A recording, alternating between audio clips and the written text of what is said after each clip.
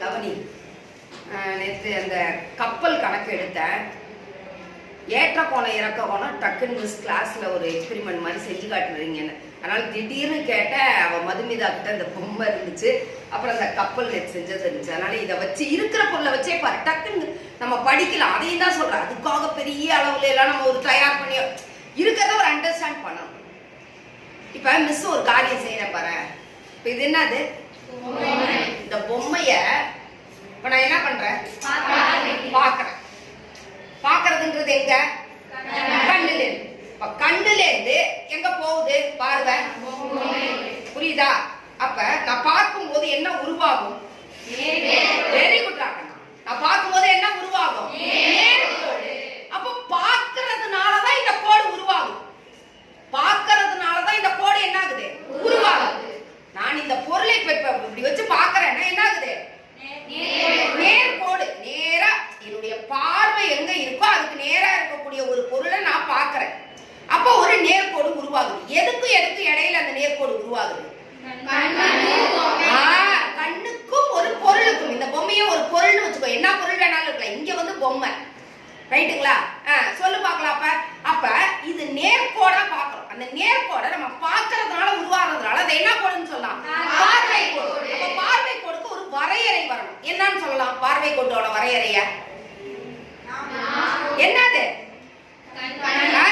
கரெக்டா அந்த கான்செப்ட மட்டும் சொல்லு பார்க்கலாம். என்னது? ஒருத்தர், யாராவது ஒருத்தர் சொல்லு. நமது, என்னுடைய கண்ணில் இருந்து. அப்ப நமது கண்ணில் இருந்து அப்பொருளுக்கு வரையப்படும் நேர்கோடு. புரியுதா? கண்ணிலிருந்து. எதிலிருந்து? கண்ணிலிருந்து. கண்ணிலிருந்து எதுக்கு வரையப்படும்? புரியுதுங்களா? கண்ணிலிருந்து ஒரு பொருளுக்கு வரையப்படும். கண்ணிலிருந்து ஒரு பொருளுக்கு, ஒரு பொருளுக்கு அடுத்தது வரையப்படும்.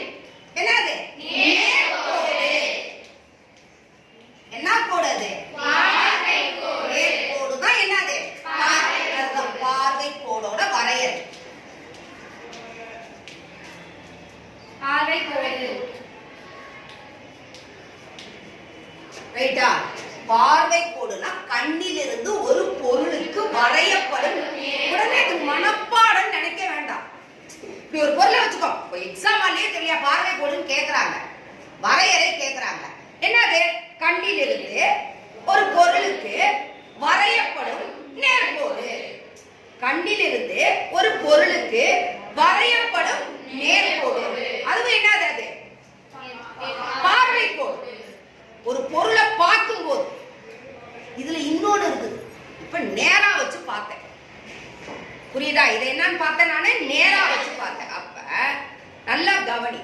இது என்னது? கிடைமட்ட பார்வை கோடு. இது என்ன பார்வை கோடு? கிடைமட்ட பார்வை கோடு. ஒரு பொருளை நேரா வச்சு பார்க்கும்போது அது என்னவா இருக்குது? கிடைமட்ட பார்வை கோடு. இந்த பார்வை கோடோட பேரை எப்படி மாறிடும்? நேராக உள்ள பொருளை நம்மளுடைய கண்ணிற்கு நேராக, எதிராக. எதிராக போது மேலே இருக்கலாம், கீழே இருக்கலாம். ஆனா நம்ம கண்ணுக்கு நேரே உள்ள, கிடைமட்டத்தில் நேரே உள்ள பொருளை பார்க்கும்போது அது என்ன பார்வை கோடா மாறுது? நல்லா சொல்லு. கிடைமட்ட பார்வை கோடு. ரைட்டா? கிடைமட்ட பார்வை கோடு. இப்ப இது கப்பல், இது கலங்கரை விளக்கம், ரைட்டா? இப்ப கப்பல்ல பயணம் செய்யறாங்க. ஒற்றை நிக்குதான்னு தெரியல. சரி, இல்ல நிறுத்தி வைக்கிறேன். ஏன்னா கப்பல் வந்து இப்ப கப்பல்ல இது பயணம் செய்யறாங்க இவங்க. புரியுதா? இந்த லேடி என்ன பண்றாங்க? கப்பல்ல பயணம் செய்யறாங்க. இப்ப இவங்க இந்த கலங்கரை விளக்கத்தை இப்ப இப்படி உள்ளுக்குள்ளதாங்க ஆக்சுவலா உட்கார்ற மாதிரி இருக்கணும், உனக்கு தெரியணும்ன்றாங்க. இப்ப இது வந்து என்னன்னா கிடைமட்ட பார்வை. இந்த கலங்கரை விளக்கத்தை இதை பார்த்தா என்னது? கிடைமட்ட பார்வை. இப்ப கலங்கரை விளக்கத்தோட லைட் எங்க இருக்குதுன்னா மேல இருக்கு. கலங்கரை விளக்கத்தோட விளக்கு எங்க இருக்குது? மேல. இதெல்லாம் வந்து இது மேலதான் லைட் இருக்கும். இப்ப இங்க இருந்து அவங்க எங்க பார்க்க போறாங்க? அப்ப கிடைமட்ட பார்வை கோடு. ஒரு பொருள், கவனிக்கணும், ஒரு பொருள். இப்ப இந்த இடத்துல பொருள்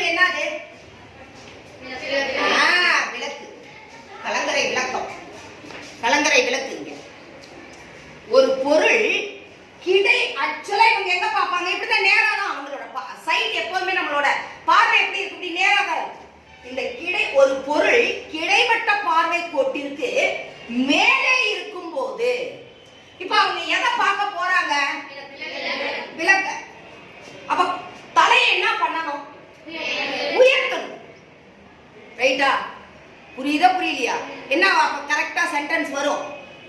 கிடைமட்ட பார்வை கோட்டிற்கு ஒரு பொருளானது கிடைமட்ட பார்வை கோட்டிற்கு மேலே இருக்கும் போது, புரியுதா? எந்த பொருள்? இப்ப பொருளா எதை எடுத்துக்கிறீங்க? விளக்கு. புரியுதா? ஒரு பொருள் எத்தனை தடவை மிஸ் சொல்றேன்றத பாரு, மனசுக்குள்ள அப்படியே உள்வாங்கணும். ஒரு பொருள் கிடைமட்ட பார்வை கோட்டிற்கு மேலே இருக்கும் பொழுது, கிடைமட்ட பார்வை கோட்டிற்கும் பார்வை கோடு, இதுதான் பார்வை கோடு. இதுதான் என்னது? பார்வை கோடு. இது கிடைமட்ட பார்வை கோடு. ஆக்சுவலா இதுதான் கிடைமட்டம் சொல்ல, கிடைநிலை எப்படி வேணாலும் சொல்லலாம். Very good.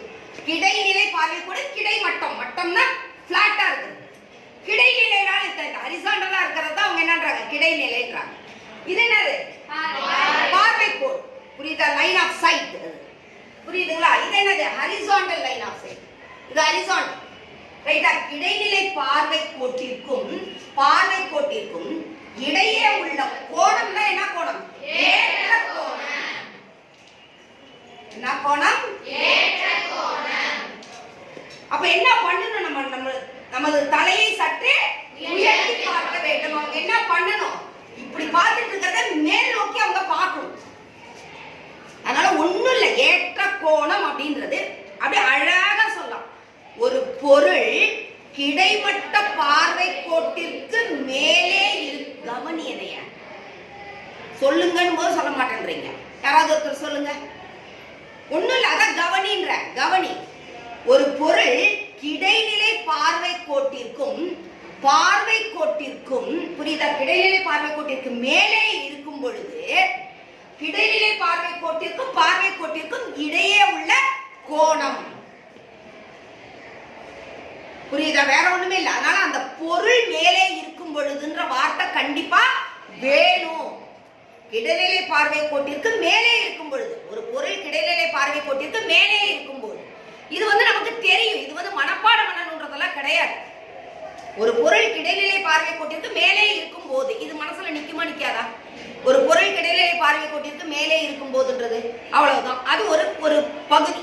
அதுக்கப்புறம் கிடைநிலை பார்வை கோட்டிற்கும் பார்வை கோட்டிற்கும் இடையே உள்ள கோணம் என்ன கோணம்? ஏற்ற கோணம்.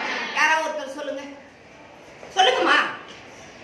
ஒரு பொருள் நம் கிடைநிலை பார்வை கோட்டிற்கு மேலே இருக்கும். ரைட். ஒரு பகுதி சொல்லிட்டாளா? ஒரு பொருள் நம் கிடைநிலை பார்வை கூடவே புரிஞ்சு அர்த்தம் புரிஞ்சு டெஃபினிஷன் வரையறை செய்ய சொல்ல தெரியணும். சொல்லுமா, மறுபடியும் ஒரு சத்தமா சொல்லுமா. ஒரு பொருள் நம் கிடைநிலை பார்வை கோட்டிற்கு மேலே இருக்கும் போது, கிடைநிலை பார்வை கோட்டிற்கும் பார்வை கோட்டிற்கும் இடையே உள்ள கோணம் ஏற்ற கோணம் எனப்படும். அவ்வளவுதான். கை தட்டிடுறது. இதேதான் இறக்க கோணத்துக்கு செய்யணும். இதேதான் என்ன பண்ணணும்? இறக்க கோணத்துக்கு செய்யணும். இப்ப இங்க இந்த கப்பல்ல இருக்கிறவங்க இப்ப அங்க வேலை செஞ்சுட்டு இருக்கிறாங்க. கலங்கரை விளக்கத்துல மேல ஆளுங்க வேலை செஞ்சுட்டு இருக்கிறாங்க. என்ன பண்றாங்க? மேல வேலை செய்யறாங்க. கப்பல் வருது. புரியுதா? அப்ப அந்த கப்பலை பார்வையிடுறாங்க. ஒரு இன்ஃபர்மேஷன் கொடுக்கணும் அவங்களுக்கு அப்படின்னு அங்க இருந்து பாக்குறாங்க. ஆக்சுவலா நல்லா கவனி. இது அப்படியே இதுலயே செய்யலாம். ஏன்னா மறுபடியும் இப்ப ஆக்சுவலா இந்த இடத்துல எது? இதுதான் என்னது? இடைநிலை பார்வை கோடு. இடைநிலை பார்வை கோடு. ரைட்டா? இதுதான் ஆக்சுவலா அவங்களோட லைன் ஆஃப் சைட் இப்படிதான் இருக்கும். Horizontal line of sight. ரைட்டா? ரைட் இல்லையா? இப்ப அங்கே இருந்து எங்க பாக்குறாங்க? அப்ப அழகா இந்த வார்த்தையை மாத்தி சொல்லணும். முதல்ல என்ன சொன்ன? ஒரு பொருள் கிடைநிலை பார்வை கோட்டிற்கு மேலே இருக்கும் போது. இப்ப வார்த்தையை மாத்தி சொல்லணும். யார் சொல்றீங்க? ஒரு பொருள் ஒருத்தர் சொல்லுமா. ஒரு பொருள் கிடைநிலை பார்வை கோட்டிற்கு கீழே இருக்கும் போது. அவ்வளவுதான் வார்த்தை மாத்திரம், வேற ஒண்ணும் கிடையாது. ஒரே ஒரு வார்த்தை, அவ்வளவுதான். இது மேலே, இது கீழே. எதிர்ச்சொல் படிச்சிருக்கோமா இல்லையா? ஆப்போசிட் படிக்கிறோமா இல்லையா? படிச்சிருக்கிறோமா இல்லையா? அப் டவுன் படிக்கிறோமா? மேலே கீழே. அதேதான். ஒரு பொருள் கிடைநிலை பார்வை கோட்டிற்கு கீழே இருக்கும் பொழுது எதற்கும் எதற்கும் இடையே உள்ள கோணம் கிடைநிலை பார்வை கோட்டிற்கும் பார்வை கோட்டிற்கும் இடையே உள்ள கோணம் என்ன கோணம்? இறக்க கோணம். அப்ப என்ன பண்ணணும்? தலையை சற்றே என்ன பண்ணணும்? தலையை தாழ்த்தி எதிர்ப்பதம் தான். இதுல என்ன பண்ணும்? தலையை சற்றே உயர்த்தி, ஏற்ற கோணத்துக்கு உயர்த்தி, புரியுதா? இறக்க கோணத்துக்கு தலையை சற்றே தாழ்த்தி. புரிஞ்சுதா புரியலையா? ரைட்டா கண்ணா? அதனால ஏற்ற கோணம் இறக்க கோணம்ன்றது கரெக்டா செய்வீங்களா? செய்வீங்களா மாட்டீங்களா? புரியுதாடா கண்ணா? ரைட்டா ரைட் இல்லையா? நல்லா தெரிஞ்சுக்கோ. அதனால வரையறை அப்படி ஒண்ணுமே கிடையாது. கோணம் அப்படின்றது கிடைமட்ட பார்வை கோட்டிற்கும் பார்வை கோட்டிற்கும் இடையே உள்ள கோணம். கிடைமட்ட பார்வை கோட்டிற்கும் இடைநிலை பார்வை கோட்டிற்கும் பார்வை கோட்டிற்கும். அதனால இந்த பார்வை கோடுன்றது என்னன்னா கிடைநிலை கோடு. அதனால பார்வை கோடுங்கும் போது கன்ஃபியூஸ் ஆயிட்டாரு. கிடைநிலை பார்வை கோட்டிற்கும் பார்வை கோட்டிற்கும் மேல பார்த்தா மேல, அப்ப ஏற்ற கோணம். கீழே பார்த்தா ஆக மொத்தத்துல இதுக்கு இடையில உள்ள கோணம். புரியுதா? ஒரு பொருள் மேலே இருக்கும்போது ஏற்ற கோணம் சொல்லு, ஒரு பொருள் கீழே இருக்கும்போது இறக்க கோணம் சொல்லு. இதுல என்ன முக்கோணம் உருவாகும்னா செங்கோண முக்கோணம் உருவாகும். என்ன முக்கோணம் உருவாகும்? புரியுதா? இந்த கோணம் வந்து உருவாகும் போது இந்த கோணத்திற்கு எதிரே உள்ள பக்கம் எதிர்பக்கம். நல்லா கவனி. இந்த கோணத்திற்கு எதிரே உள்ள பக்கம் என்னது? எதிர்பக்கம். இந்த 90 டிகிரி எங்க உருவாகுதோ அதற்கு எதிரே உள்ள பக்கம் என்னது? கர்ணம்.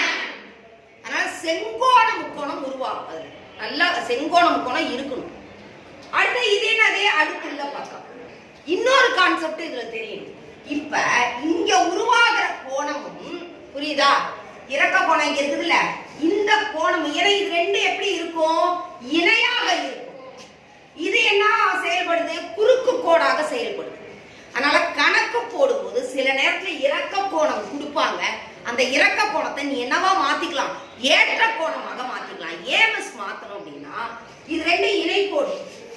இணைக்கோடுல இந்த குறுக்கு வெட்டி வரும் பொழுது நம்ம படிச்சிருக்கிறோமா? ஒன்று விட்ட கோணங்கள் சமம். படிச்சிருக்கிறோமா? படிக்கலையா? அதனால கணக்கு செய்யும் போது இந்த கோணம் என்னது? சமம் போது நீ கோணத்தை மாத்தி எழுதிக்கணும். அதே மாதிரி தீட்டா கரெக்டா எது கேக்குறாங்கன்னு பார்க்கணும். சைன் தீட்டாவா, காஸ் தீட்டாவா, டான் தீட்டாவா அப்படின்றத கரெக்டா நீ கண்டுபிடிக்கணும். கண்டுபிடிக்க முடியும். எதை கேக்குறாங்கன்றத பாரு. நீங்க ஏற்கனவே படிச்சிருக்கீங்க. சைன் தீட்டா அப்படின்றது என்னது? எதிர்பக்கம் பை கர்ணம். இது ரெண்டையும் பயன்படுத்தி கண்டுபிடிக்கணும்னா சைன் தீட்டா போடும். அடுத்தது காஸ் தீட்டா, அடுத்துள்ள பக்கம் பை கர்ணம். அடுத்துள்ள பக்கத்தையும் கர்ணத்தையும் நீ பயன்படுத்துற அப்படின்னா காஸ் தீட்டா கண்டுபிடி. அடுத்தது என்னது? Tan theta. என்னது? எதிர்பக்கம் பை அடுத்துள்ள பக்கம். இது ரெண்டையும் பயன்படுத்துற அப்படின்னா என்ன கண்டுபிடிக்கிற? Tan theta. அதனால என்ன தீட்டா பயன்படுத்துறதுன்றது தெரியல மிஸ் அப்படின்றீங்க. நீங்க என்ன கண்டுபிடிக்க சொல்றாங்கன்னு கணக்க பாருங்க. இப்ப இந்த அளவும் இந்த அளவும் தான் ஒண்ணு கொடுத்துருக்காங்க, ஒண்ணு கண்டுபிடிக்க சொல்றாங்கன்னா இது என்ன பக்கம்? எதிர்பக்கம். இது என்ன பக்கம்? அடுத்துள்ள பக்கம். சோ இததான் நீ கண்டுபிடிக்கணும்னு போது அப்ப எதிர்பக்கமா அடுத்துள்ள பக்கத்தையும் பயன்படுத்தும் போது என்ன தீட்டா நம்ம பயன்படுத்த வேண்டி வரும்? Tan theta. புரியுதா கண்ணே? புரியுதா புரியலையா? அதனால நல்லா கவனிக்கணும். எது கொடுக்குறாங்க, என்ன கேட்கறாங்க அப்படின்றத நீ முக்காவாசி இதுல டான் தீட்டா தான் பயன்படுது. சில இடங்கள்ல சைனும் காசும் பயன்படும். ஆனா அதை கொடுத்துருக்கக்கூடிய கணக்கை பொறுத்தது. அதனால இதை நல்ல அடிப்படையை நல்லா ஞாபகம் வச்சுக்கணும். எதிர்பக்கமும் கர்ணத்தையும் பயன்படுத்தினீங்கன்னா சைன் தீட்டா, அடுத்துள்ள பக்கத்தையும் கர்ணத்தையும் பயன்படுத்தினீங்கன்னா காஸ் தீட்டா, எதிர்பக்கமும் அடுத்துள்ள பக்கத்தையும் பயன்படுத்துறா டான் தீட்டா. சரியாடா கண்ணா? புரியுதா? தேங்க்யூ.